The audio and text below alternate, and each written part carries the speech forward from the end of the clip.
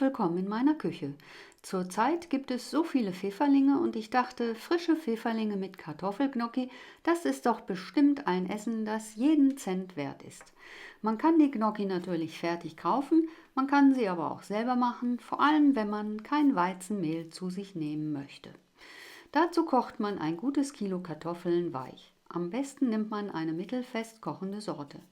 Sie werden noch heiß gepellt. Ich schneide sie gerne etwas aus, damit sie gut ausdampfen und so ihre Feuchtigkeit verlieren können.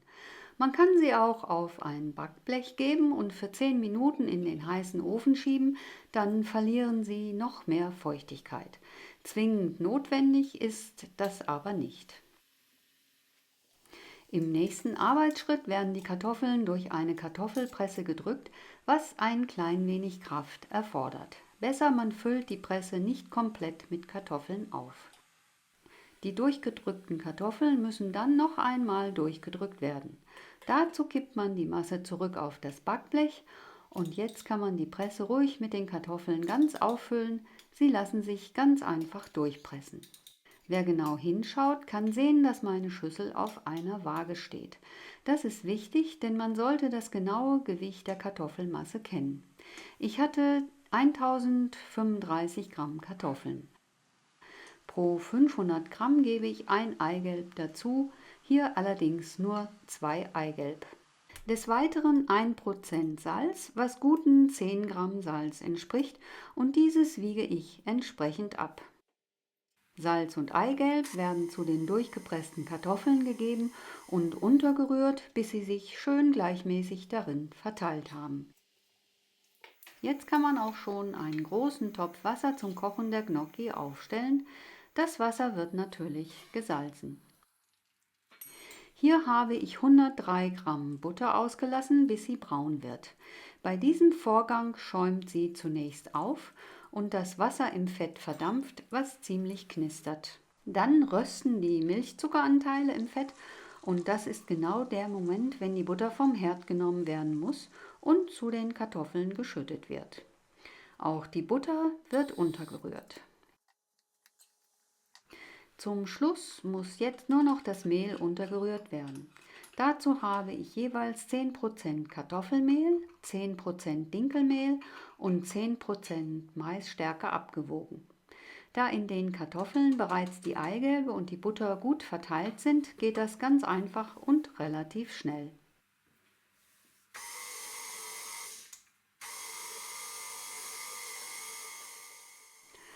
Sobald die Masse anfängt kompakt zu werden, hört man mit dem Kneten auf und kann den Teig auf die Arbeitsfläche geben.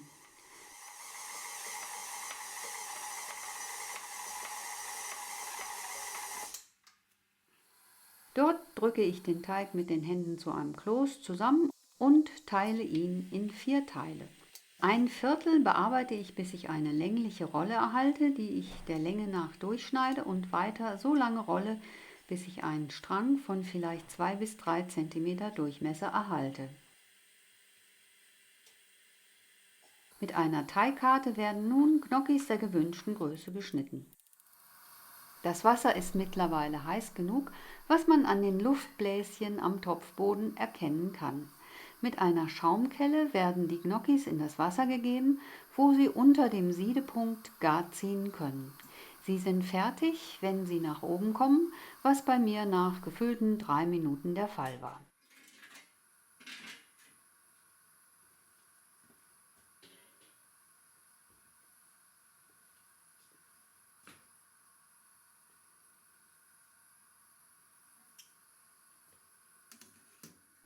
Man kann zwischendurch auch einmal durchrühren, denn es kann passieren, dass die Gnocchis am Topfboden festkleben.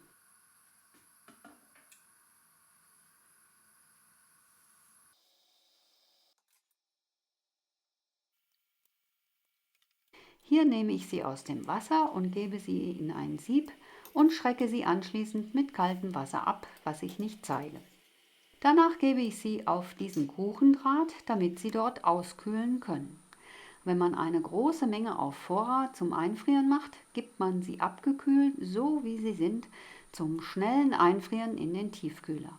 Einmal durchgefroren, nimmt man sie vom Kuchendraht herunter und gibt sie in einen Gefrierbeutel für die dauerhafte Lagerung in der Gefriere.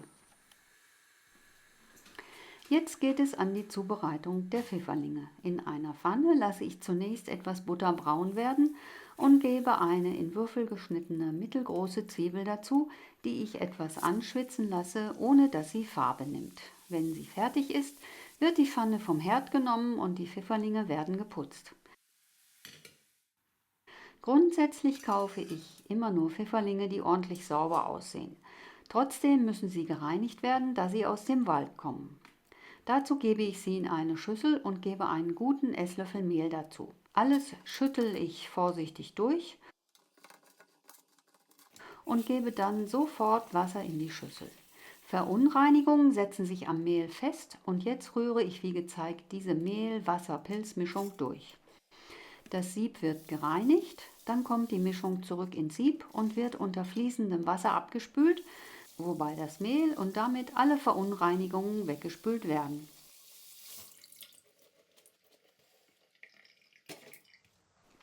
Die Pilze werden noch einmal auf hartnäckige Schmutzstellen kontrolliert und große Pilze halbiert, bevor sie zu den bereits fertigen Zwiebeln gegeben werden.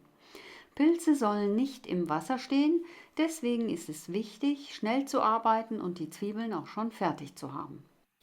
Die Pfifferlinge werden gesalzen und gepfeffert und anschließend mindestens 10 Minuten bei mittlerer bis geringer Hitze unter einem Deckel schmoren gelassen. Pfifferlinge kommen wie gesagt aus dem Wald. Sie dürfen auf keinen Fall roh verzehrt werden und müssen gut durchgegart sein. In der Zwischenzeit habe ich in dieser Pfanne etwas Olivenöl erhitzt und gebe die Gnocchis hinein. Dort lasse ich sie erwärmen. Man kann auch noch einen Klecks Butter dazugeben, dann geht es etwas besser und die Gnocchis erhalten ein paar Röstaromen.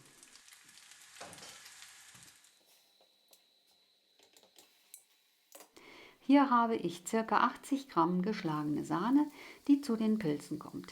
Die Sahne schmilzt natürlich sofort, aber es gibt eine schöne Soße, besonders wenn man die Sahne noch etwas einkochen lässt. Irgendwann habe ich zwischendurch auch noch etwas frischen Estragon gehackt, dessen Aroma sehr gut zu Pfifferlingen passt.